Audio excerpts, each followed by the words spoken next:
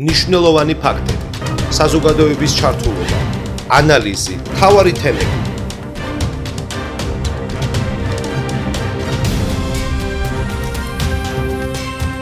საზოგადოებრივ პოლიტიკურ თოქ-შოუში თემა ნანა რობაქიძესთან ერთად. ჩვენ პირდაპირ ეთერში ვართ, გადაცემის მეორე ბლოკის სტუმრებს წარმოგიდგენთ ლიზი დეკანოზიშვილი, აკაკი წერეთლის სახელმწიფო უნივერსიტეტის კომპიუტერული მეცნიერებების მეოთხე კურსის სტუდენტი და თეკლა სვანიძე, ასევე აკაკი წერეთლის სახელმწიფო უნივერსიტეტის ინგლისური ენისა და ლიტერატურის კურს დამთავრებული. ღრმესი მადლობა მობრძანებისთვის. ხელოვნურ ინტელექტზე გვექნება საუბარი, ის რაც თქვენთვის ძალიან კარგად არის გასაგები, ახალგაზრდებს გულისხმობ და პირველ რიგში მიხარია, რომ ახალგაზრდები არიან ჩემ სტუდიაში და ვფიქრობ, რომ ძალიან ბევრი ახალგაზრდა უნდა მოვიყვანოთ და ბევრმა უნდა ისაუბროს, მით უმეტეს ამ თემებზე. მაგრამ ჩვენთვის ცოტა ბევრი რამ არის გაუგებარი. დღეს ახლა შევეცდებით, რომ ჩვენი ასაკის, ჩვენი თაობის წარმომადგენლები გავათვითცნობიეროთ თქვენი ასაკის წარმომადგენლების მეშვეობით. პირველი კითხვა: რა არის ხელოვნური ინტელექტი და როგორ შეიძლება ეს ყველაფერი აგვიხსნათ მარტივად, იმიტომ რომ ჩვენ რთულად წარმოგვიდგენია, გისმენთ. პირველ რიგში მოგესალმებით, მადლობა მოწვევისთვის. მადლობა თქვენ. მოგესალმებით თქვენს მაყურებელს. მარტივად რომ ვთქვათ, ხელოვნური ინტელექტი არის ტექნოლოგია, რომელიც კომპიუტერს ეხმარება მონაცემების ძალიან ისწავლოს, გაანალიზოს ინფორმაცია და შექმნას ისეთი ამოცანები და შეასრულოს, რომელიც ადრე მხოლოდ ადამიანს შეეძლო. მაგალითად, თუ ადრე კომპიუტერისთვის უნდა მიგვეწოდებია და აგვეხსნა ყოველი წესი, დღეს AI შეგვიძლია უბრალოდ მივაწოდოთ ათასობით მაგალითი და ის თავად სწავლობს მსგავსებების აღმოჩენას. მოკლედ, AI არ ფიქრობს როგორც ადამიანი, მაგრამ რადგან მას არ აქვს არანაირი ცნობიერება, არც ემოციები, არც საკუთარი სურვილები, ის უბრალოდ აცნობიერებს და ამუშავებს მონაცემებს და სტატისტიკური მოდელის მიხედვით ქმნის საუკეთესო პასუხს. ჩვეულებრივ კომპიუტერული პროგრამისგან რით განსხვავდება? განსხვავება ის არის, რომ ჩვეულებრივი კომპიუტერი მუშაობს წინასწარ გაწერილი წესებით. მაგალითად, თუ ანგარიშზე გვაქვს 100 ლარი და გადარიცხვა არის 20 ლარი, კომპიუტერი ამ ოპერაციას ყოველ ჯერზე ერთი და იგივენაირად შეასრულებს, ხოლო ხელოვნური ინტელექტი სწავლობს გამოცდილებიდან. მაგალითად, თუ მას მივაწოდებთ ათასობით ძაღლისა და კატის ფოტოს, დროთა განმავლობაში ის თავად ისწავლის ძაღლისა და კატის ერთმანეთისგან გარჩევას, მიუხედავად იმისა, რომ ეს ფოტოები ისედაც განსხვავდება ერთმანეთისგან. ამიტომ ხელოვნური ინტელექტი უფრო მოქნილია და მარტივად ახერხებს ადაპტაციას ახალ სიტუაციებთან. და ამიტომ გახდა ის აქტუალური, თუ კიდევ აქვს რაიმე დამახასიათებელი ნიშანი, რატომაც გახდა? არის სამი მთავარი მიზეზი. პირველი ის, რომ გაჩნდა უზარმაზარი რაოდენობით მონაცემები, მეორე ის, რომ კომპიუტერები გახდა უფრო ძლიერი და მესამე ის, რომ მეცნიერება შექმნეს ისეთი ალგორითმები, რომლებიც ამ მონაცემების გამოყენებას უფრო კომფორტულად და მარტივად ახერხებენ. გარდა ამისა, ChatGPT-ის ტიპის სისტემების გამოჩენა მილიონობით ადამიანს შეაძლებინა, რომ პირველად გამოეყენებია თავის ყოველდღიურობაში ხელოვნური ინტელექტი. ამიტომ ხელოვნური ინტელექტი დღეს უკვე ყოველდღიურად გვხვდება ბანკებში, საავადმყოფოებში, უნივერსიტეტებში, ბიზნესში და სხვა თითქმის ყველა ინდუსტრიაში. დიდი მადლობა. თეკლასთან გადავდივარ კითხვით. სკოლის მოსწავლეებმა, იმიტომ რომ ვიცით, რომ ისინიც იყენებენ და სტუდენტებმა, როგორ უნდა გამოიყენონ ხელოვნური ინტელექტი, რომ სწავლის ხარისხი არ დავარდეს. დავარდება კი? პირველ რიგში მოგესალმებით. ესე იგი, რაც მთავარია, ხელოვნური ინტელექტი არ უნდა გამოვიყენოთ მხოლოდ პასუხების გადასაწერად, არამედ ის უნდა იყოს ესე ვთქვათ, სწავლის პარტნიორი. მაგალითად, გვაქვს მათემატიკური ამოცანა და მოსწავლე ვერ გებულობს ამ ამოცანას. AI შეუძლია, რომ ეს ამოცანა კონკრეტულად გაუშიფროს და დეტალურად მიიყვანოს კონკრეტულ პასუხამდე და ისიც აუხსნას, რატომ მიიღო ეს კონკრეტული პასუხი. ან თუნდაც სტუდენტი თუ წერს ესეს, შეუძლია დაეხმაროს, ჩამოაყალიბოს თემა, ალტერნატიული სიტყვები აჩვენოს ან გაამყარებიოს მისი სტრუქტურა. თუმცა საბოლოო შედეგი და საბოლოო აზრი, მთავარი აზრი უნდა იყოს სტუდენტის. გასაგებია, რომელი პროფესიები შეიცვლება ყველაზე მეტად? ყველაზე მეტად შეიძლება ის პროფესიები, რომლებიც მოიცავს ტექნიკურ სფეროს, მაგალითად დიზაინი, პროგრამირება, თუმცა არ ნიშნავს იმას, რომ ეს სფეროები საერთოდ გაქრება. უბრალოდ შეიძლება მუშაობის მეთოდი. და რა უნარების განვითარება იქნება მომავალში ყველაზე უფრო მნიშვნელოვანი? აი ამას განსაკუთრებით მინდა მოусმინონ ჩვენმა ტელემაყურებლებმა. ისეთი უნარები, რომლის აღქმაც მანქანას არ შეუძლია. ეს უნარები არის კრიტიკული აზროვნება, ასევე გუნდური მუშაობა, ლიდერობა, ემპათია. ეს ისეთი უნარები არის, რაც მხოლოდ ფიზიკურად ადამიანს შეუძლია. გასაგებია. მადლობა. ლიზი, ყველაფერს უყურებთ სკეპტიკურად, მანამ სანამ არ შევიმეცნებთ და თუ შევიმეცნებთ და კარგად გავუგებთ, შემდეგ უკვე ჩვენ თვითონ ვიპყრობთ მას და ბუნებრივია არ აღმოჩნდებით განდეგილის როლში. ასე ალბათ ხელოვნური ინტელექტიც, მაგრამ არსებობს, არ ვიცი, მითი თუ რეალობა, რომ ხელოვნური ინტელექტი ჩაანაცვლებს სხვა პროფესიას. თქვენ რას გვეტყვით? ну ზოგ სფეროს ავტომატიზაციას მოახდენს, მაგრამ მთლიანობაში რომ ვთქვათ, სფეროს ბუნებას უფრო შეცვლის და შეეხება, ვიდრე მთლიანობაში გააქრობს მას. რადგან ბევრი კომპანია უკვე ხედავს, რომ ადამიანი და ხელოვნური ინტელექტი ერთად იწვევა საუკეთესო შედეგს. ეს არის დამხმარე ტექნოლოგია თუ აუცილებელია მასთან შეგუება? მე ვფიქრობ, რომ AI დღეს უკვე დამხმარე ტექნოლოგიაა, რადგან ის გვეხმარება ტექსტების დაწერაში, პროგრამირებაში, დიზაინში, მონაცემების ანალიზში და სხვა ბევრ საქმეში.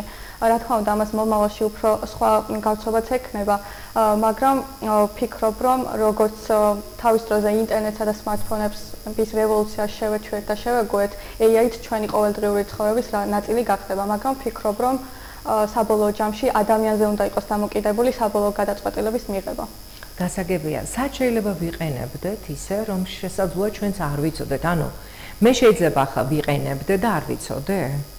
აბა მითხარით. აი, ბევრ რამეში ვიყენებთ, თუნდაც Google Maps-ის მარშრუტები მუშაობს ხელოვნურ ინტელექტზე, ასევე TikTok ვიდეოები, YouTube-ის რეკომენდაციები, რომ თქვენზე მორგებულ ვიდეოებს გიგდებთ, ან თუნდაც ნებისმიერი სოციალური ქსელი დღეს რეკომენდაციული სისტემა ეგრე მუშაობს ხელოვნურ ინტელექტზე დაყრდნობით. ასევე smartphone-ის Face ID, ასევე Gmail-ის spam ფილტრი, ბანკების თავდასხმების აღმოჩენის სისტემა და კიდევ ბევრი სხვა, რომ აღარ გავაგრძელოთ. თეკლასთან გადავდივარ შეკითხვით, აი რა შეცდომები არ უნდა დავუშვათ, როცა პირველად გამოვიყენებთ, როდესაც პირველად გავიცნობთ მას? ესე იგი, ყველაზე ცნობილი შეცდომა, რასაც თითქმის 90% უშვებს, არის ის, რომ ხელოვნური ინტელექტი ყოველთვის სწორ პასუხს გვაძლევს. არა, ის შეიძლება ჩვეულებრივად შეცდეს, ან ვერ გაიგოს დასმული კითხვა, ან თუნდაც მოიძიოს მოძველებული წყაროებიდან ინფორმაცია. ჩვენ აუცილებლად უნდა დავაკვირდეთ ამ პასუხს, კარგად გავაანალიზოთ მის დაწერილს და გადავამოწმოთ ნამდვილი და დადასტურებული წყაროებით. ეს კარგი ინფორმაცია სხვათა შორის. უნდა ისწავლებოდეს თუ არა სკოლებში ხელოვნური ინტელექტი და უნდა იყოს თუ არა დავუშვათ მოსწავლე უკვე მომზადებული, როდესაც გადის ცხოვრების უფრო ფართო ასპარეზზე. მე ვფიქრობ, რომ აუცილებელია. დღესდღეობით ბავშვებს ვასწავლით ინტერნეტის გამოყენებას, ხვალ კიდე ხელოვნური ინტელექტის ცოდნა იგივე ისეთივე მნიშვნელოვანი იქნება. ბავშვებმა უნდა ისწავლონ თუ როგორ მუშაობს ის, რა შეუძლია, რა არ შეუძლია, როგორ დაიცვან თავიანთი პირადი მონაცემები და როგორ ამოიცნონ თუ ინფორმაცია. რომელი პროფესიები შეიცვლება ყველაზე მეტად? რომელი დარჩება ადამიანზე დამოკიდებული? რაღაც ჩვენ დროში თითქოს ვასწრებთ, არ ვიცი, შესაძლოა არც კი დავაგვიანებთ და დაგვიანებულიც არის კითხვაც და პასუხიც, მაგრამ გისმენთ. დღეს და უახლოეს მომავალში აუცილებლად დარჩება ისეთი სფეროები, სადაც ადამიანის ფიზიკურობა და შინაგანატყოფნა არის აუცილებელი, სადაც კომუნიკაცია არის საჭირო, როგორც უკვე თქვი, ემპათია და ლიდერობა. ეს სფეროებია ექიმი, მასწავლებელი, ფსიქოლოგი. აქ აუცილებელი არის, რომ ადამიანი ფიზიკურად იდგეს და ეხმარებოდეს სხვა ადამიანს. მადლობა. წესები და შეზღუდვები, რომელიც არსებობს კანონში, არსებობს დაუშვათ სხვა კომპანიებში, როდესაც ისინი თავად ადგენენ წესებს და ძალიან ბევრ ადგილას. აქ უნდა არსებობდეს თუ არა ხელოვნური ინტელექტის შემთხვევაში წესები და შეზღუდვები. ფიქრობ, რომ უნდა იყოს შეზღუდვები, იმიტომ რომ ყოველთვის ხელოვნური ინტელექტის გამოყენების დროს ზოგადად უნდა გავითვალისწინოთ, რომ როგორც ინტერნეტში არ ვავრცელებთ ჩვენს პირად ინფორმაციას, ის იგივე წესები მოქმედებს ხელოვნური ინტელექტის გამოყენების დროს. არ გავუზიაროთ ჩვენი პირადი მონაცემები, ბანკის ანგარიშის ნომრები, ან თუნდაც დოკუმენტები, ან პერსონალური დოკუმენტები და სხვისი პირადი ინფორმაცია მათი ნებართვის გარეშე. გასაგებია, ჩვენ გადაცემის პირველ ბლოკში ექიმები ყავდა სტუმრად, ძალიან საინტერესო თემებზე საუბრობდნენ, როგორც თქვენ, მაგრამ სხვადასხვა მიმართულება და ისინი ამბობდნენ, როგორც გადაცემაში, ასევე გადაცემის მიღმა, ტექნოლოგიური ახალი სიახლეების ტექნოლოგიების ათვისებაზე. რამდენად მნიშვნელოვანია, რამდენად საჭიროა, რამდენად დაეხმარებათ ადამიანებთან, პაციენტთან ურთიერთობაში. აი იგივე მინდა გკითხოთ. საქართველო არის თუ არა დღეს ხელოვნური ინტელექტის ეპოქისთვის? არის თუ არა მზად ამ ყველაფრისთვის? აი მე ვფიქრობ, რომ საქართველო ამ მიმართულებით ვითარდება, მაგრამ ჯერ ბოლომდე მზად არ არის, მიუხედავად იმისა, რომ შესაძლებლობები საკმაოდ დიდია. განსაკუთრებით ახალგაზრდებსა და ტექნოლოგიურ სფეროში ვფიქრობ, რომ გაცილებით მეტი განათლება საჭირო, მეტი AI-ში ინვესტიციის ჩადება და მეტი ინტეგრაცია და დანერგვა როგორც ბიზნესებში, ისევე სახელმწიფო სექტორში. აი დღეს რა შესაძლებლობები გაქვთ თქვენ ახალგაზრდებს საქართველოში? შეიძლება რაღაც შედარება გააკეთოთ და უშუალოდ საზღვარგარეთ მცხოვრებ ახალგაზრდებთან შედარებით, მათი უპირატესობა რა არის ამ შესაძლებლობების კუთხით? აი დღეს შესაძლებლობები იმაზე მეტად ბევრია ვიდრე ოდესმე და საქართველოში ახალგაზრდებს შესაძლებლობა აქვთ სოფლიოს მასშტაბით ნებისმიერ კომპანიაში დასაქმდნენ დისტანციურად, ან საკუთარი AI სტარტაპი წარმოიწყონ, ან თუნდაც ფრილანსერად დასაქმდნენ, ან კვლევით სამუშაოში ჩაერთონ. მოკლედ დღეობით საკმარისია მხოლოდ ინტერნეტის ქონა ახალგაზრდისთვის, რომ სოფლიოს მასშტაბით წამყვანი უნივერსიტეტის მასალა მოიძიოს და სახელმწიფოსთვის და საერთაშორისო პროდუქტის შექმნას. თქვენ მე მითხარით, რომ შესაძლებელია თეკლას ვეკითხები ამ შემთხვევაში, შესაძლებელია მე უკვე ვიყენებდე ხელოვნურ ინტელექტს, ამ შესახებ არ ვიცი და შეიძლება იმასაც ვამბობდე, რომ მე არ ვიცი ხელოვნური ინტელექტის შესახებ არაფერი. აი, როგორ დავიწყოთ ხელოვნური ინტელექტის გამოყენება? შეიძლება ვიყენებ, მაგრამ როგორ დავიწყოთ? რა არის მართებული? შეგვიძლია ყოველდღიური პატარ-პატარა ნაბიჯების გადადგმა. თუნდაც ტექსტის რედაქტირება, პრეზენტაციების შექმნა, ახალი ენის სწავლა, რაც უფრო მეტ სწავლობ ყოველდღე, მით უფრო უმჯობესდება ცოდნა. ნუ რა თქმა უნდა, ეს სწავლა და ცოდნას იმ შემთხვევაში მიიღებს, თუ მხოლოდ მზა პასუხებზე არ იქნება დამოკიდებული. ისე უნდა დავსვათ კითხვა და ისე უნდა ჩავეძიოთ, რომ განათლება ჩვენ თვითონაც მივიღოთ და პირდაპირ მზა პასუხები არ იყოს. აი ხელოვნური ინტელექტის საფრთხე თუ შესაძლებლობა. ამ კითხვას ალბათ უფროსი თაობა სვამს, ან არ სვამს და თავის თავში ებადებათ ეს კითხვა, თქვენ რას გვეტყვით? პირველ რიგში მე ვფიქრობ, რომ შესაძლებლობა არის. რადგან ხელოვნური ინტელექტი გვეხმარება დრო დავზოგოთ, ასევე გვიმარტივებს საქმეს და გვეხმარება რთული ამოცანებისა თუ ტექსტების გაშიფრვაში.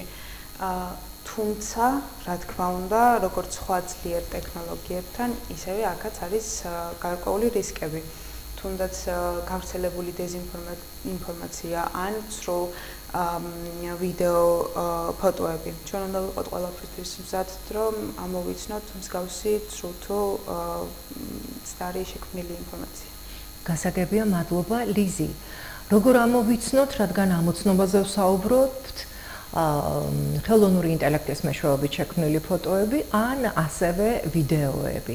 მე მგონია ამოვიცნობ ხოლმე, მაგრამ თქვენ მაინც დასაბუთებულად გვითხარით. აი, სამწუხაროდ დღეს ეს საკითხი უფრო რთული ხდება, რადგან ხელოვნური ინტელექტით დაგენერირებული ფოტოები და ვიდეოები ზედმეტად რეალურად გამოიყურება, მაგრამ არის რამოდენიმე ნიშანი, რასაც ყურადღება უნდა მივაქციოთ ხოლმე, მაგალითად, ინფორმაცია მხოლოდ ერთი წყაროდან მოდის, ან ამ პოსტის ავტორი უცნობია, ან თუნდაც ხმა და ტუჩის მოძრაობა ერთმანეთს აცდენილია და საერთოდ არ ემთხვევა. და ჩრდილები და ეს სინათლე ცოტა არ იყოს არარეალურად გამოიყურება. კი ბატონო, ჩვენი პირადი მონაცემები როგორ დავიცვათ? არის ამის შესაძლებლობა? დაცვას რაც შეეხება, ისევ იგივეს გავიმეორებ, რომ არ უნდა იგივე წესებით, როგორც ინტერნეტში არ ვავრცელებთ ჩვენს პირად ინფორმაციას, ისე არ მივაწოდოთ ხელოვნურ ინტელექტს ჩვენი პირადი არც ნომრები და ასე საბანკო ანგარიშები და ასე შემდეგ. გასაგებია. თეკლა, რა ეტაპზეა საქართველოში დღეს ხელოვნური ინტელექტი, რა ხდება ამ კუთხით, ამ მიმართულებით? საქართველოში ბოლო პერიოდში ძალიან აქტუალური გახდა და ხშირად გამოყენებადაც. რა თქმა უნდა, განვითარების პროცესზე არის და უფრო მეტი სჭირდება თუნდაც ინვესტიცია და თუნდაც კვლევა, მაგრამ ფიქსირდება ძალიან დიდი მოთხოვნა ხელოვნურ ინტელექტის. და საქართველოში მცხოვრები ახალგაზრდები, ქართველი ახალგაზრდები რამდენად და არა ქართველიც, რა თქმა უნდა, რამდენად კონკურენტუნარიანები არიან? მე ვფიქრობ, რომ საკმაოდ კონკურენტუნარიანები არიან და ამ სფეროში ძალიან ბევრ ქართველ ახალგაზრდას უკვე საკმაოდ დიდი მიღწევა და წარმატება აქვს, როგორც პროგრამირებაში, ისევე მონაცემთა მეცნიერებაში და საკმაოდ ბევრ სტარტაპშიც კი, მაგრამ ზოგადად ხელოვნური ინტელექტის კონკურენციაში აქ მხოლოდ ქვეყანა და ესეთი საკითხები არ არის მნიშვნელოვანი, აქ უფრო ცოდნა არის მნიშვნელოვანი, იმიტომ რომ რაც უფრო ადამიანი განვითარებაზე ფიქრობს და ცოდნას მეციღებს, ის არ უშინდება მოკლედ კონკურენციას. აი რომელ პროფესიებში, ბიზნესში გამოიყენება უფრო ხშირად? აი ბევრ საკითხში გამოიყენება, ბანკებში გამოვიყენებთ, რომელიც აღმოაჩენს შეტევების სისტემა არის მოკლედ დანერგილი ხელოვნური ინტელექტით, ასევე მედია გამოიყენებს, IT გამოიყენებს დაპროგრამების ოპტიმიზაციისთვის და სხვა არ ვიცი მოკლედ ბევრი რამ. გასაგებია, არსებობს არა რაიმე, რასაც ვერ ჩაანაცვლებს, ვერასოდეს ხელოვნური ინტელექტი, ვერასოდეს შეიძლება ცოტა ხმამაღლა ნათქვამია, მომავალში რა გველოდება არ ვიცით, მაგრამ ამ ეტაპზე. ნამდვილად, სიტყვა ვერასოდეს თანთქმას უნდა მოვერიდოთ. რადგან ყოველდღიურად ვითარდება ტექნოლოგიები და რა თქმა უნდა თავის საფეხურებსაც გადის. გასაგებია. ადამიანი თუ ხელოვნური ინტელექტი? მე ვფიქრობ, რომ ეს ბრძოლა ადამიანსა და ხელოვნურ ინტელექტს შორის არ არის, რადგან ხელოვნური ინტელექტი ძლიერია მონაცემების დამუშავებაში, მაგრამ ადამიანი უშუალოდ უცვლელია ემპათიაში, შემოქმედებით უნარიანობაში, ან თუნდაც ლიდერობასა და პასუხისმგებლობაში და ზოგადად მორალურ გადაწყვეტილებებში. ამიტომ მომავალში წარმატებული არა ხელოვნური ინტელექტი, არამედ ის ადამიანი იქნება, რომელიც ხელოვნურ ინტელექტს სწორად გამოიყენებს. აი წახან თეკლასთან ვახსენეთ, რომ სიტყვა ვერასოდეს მაინც არ უნდა ვთქვათ, არ ვიცით, ხვალ რა იქნება. ყოველ დღე, ყოველ წამს ვითარდება ყველაფერი და მაინც გააქრობს თუ არა ყველა პროფესიას. ფიქრობ არ გააქრობს, რადგან ისტორიასაც თუ გადავხედავთ, ყოველი ტექნოლოგიური რევოლუცია ზოგიერთ სფეროს ამცირებდა, მაგრამ ქმნიდა ახალი დასაქმების შესაძლებლობებს და ზუსტად ესეთი პრინციპით მუშაობს ხელოვნური ინტელექტით. ის შეიძლება გააქროს ყოველდღიური რუტინული ამოცანები, მაგრამ შექმნის ისეთ სფეროებს და დარგებს, რომელიც დღესაც არ არსებობს და მომავალში გაჩნდება, ის არავინ არ ვიცით. გასაგებია, ისევ პირველ ბლოკის სტუმრებს უნდა დავუბრუნდე და თეკლასთან მაქვს შეკითხვა, ექიმებთან ვსაუბრობდით, რომ მალე არა საზღვარგარეთ უკვე ეს აპრობირებული მეთოდია, სადაც რობოტები აკეთებენ ოპერაციებს, თუმცა ამ რობოტებს ადამიანები მართავენ. ექიმს ჩაანაცვლებს თუ არა ხელოვნური ინტელექტი? დღეს ვერ შეძლებს ჩანაცვლებას.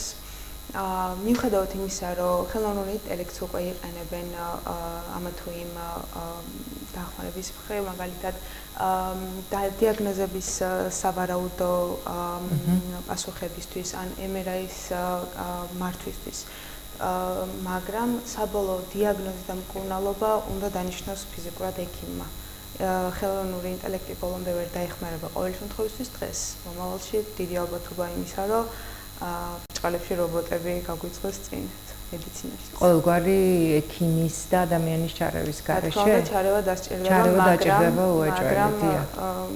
ძირითად საქმიანობას ისინი შეასრულებენ. გასაგებია, ბავშვებისთვის არის თუ არა საფრთხე?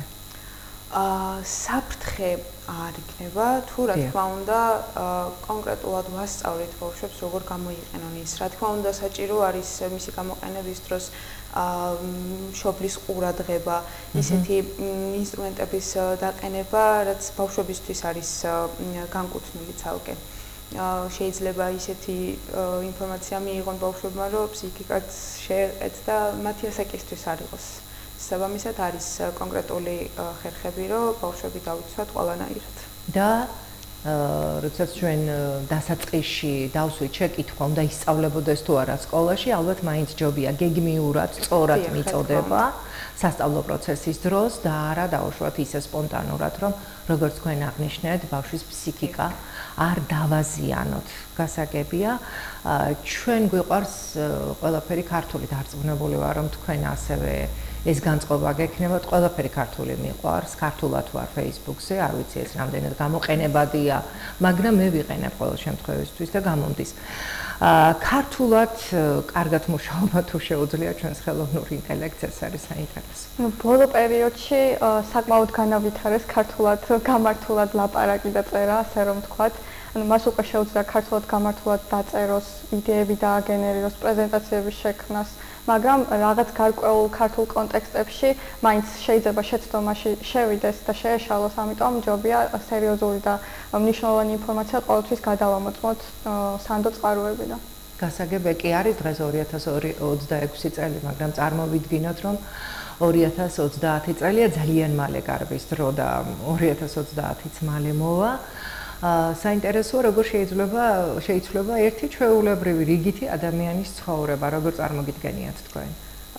დღესდღეობით ისე ვიყენებთ, რომ შეიძლება რაღაც დროს ვერც გავაანალიზოთ, რომ ჩვენ მას ვიყენებთ, როგორც ლიზიმ ჩამოაყალიბა წერხან და ჩამოთვალა რამდენიმე აპლიკაცია.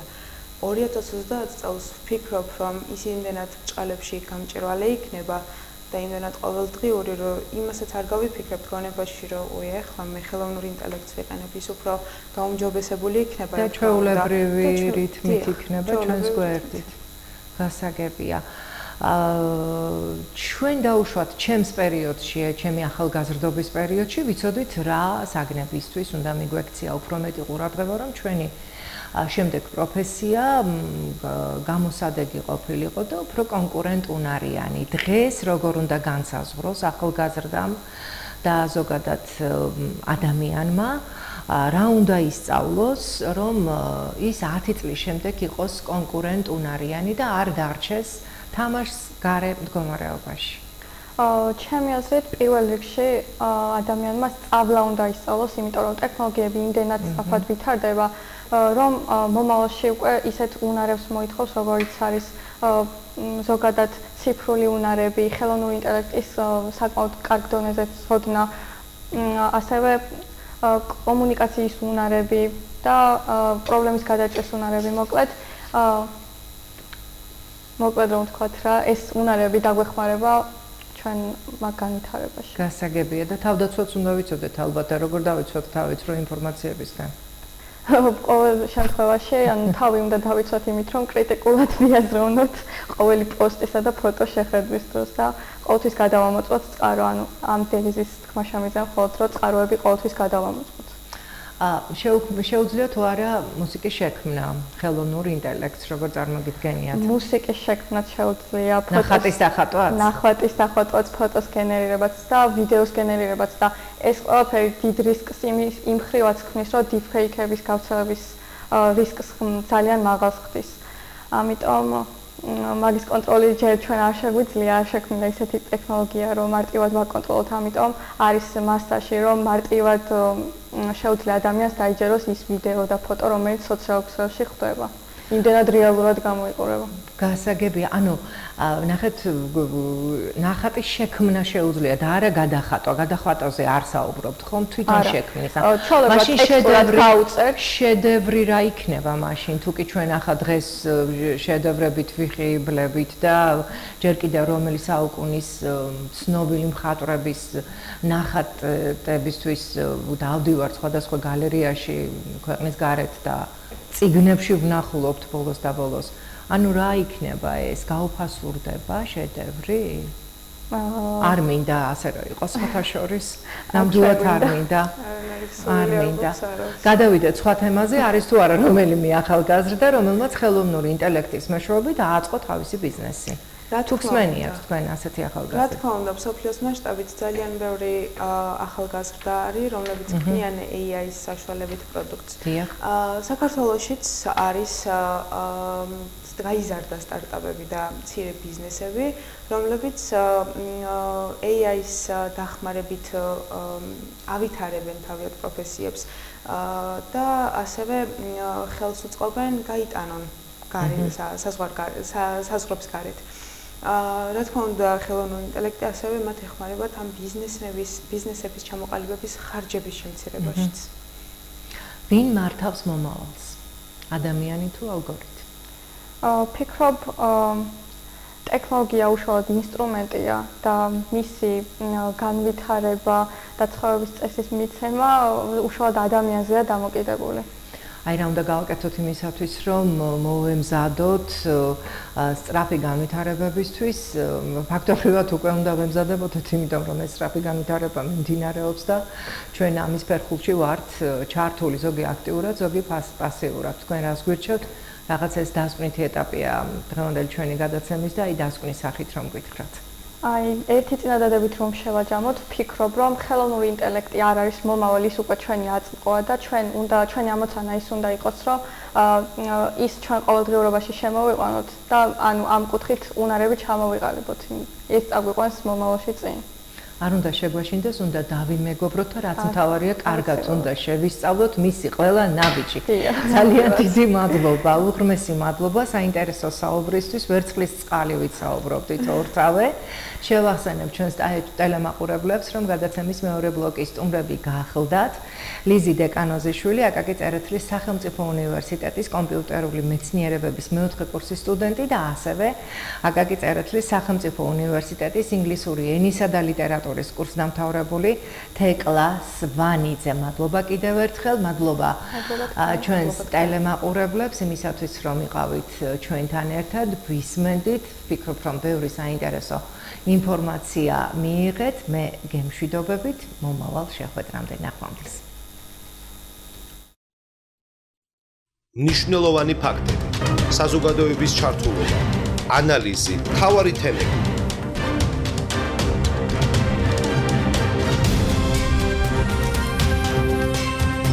საზოგადოებრივ პოლიტიკურ თოქ-შოუში თემა ნანა რობაქიძესთან ერთად.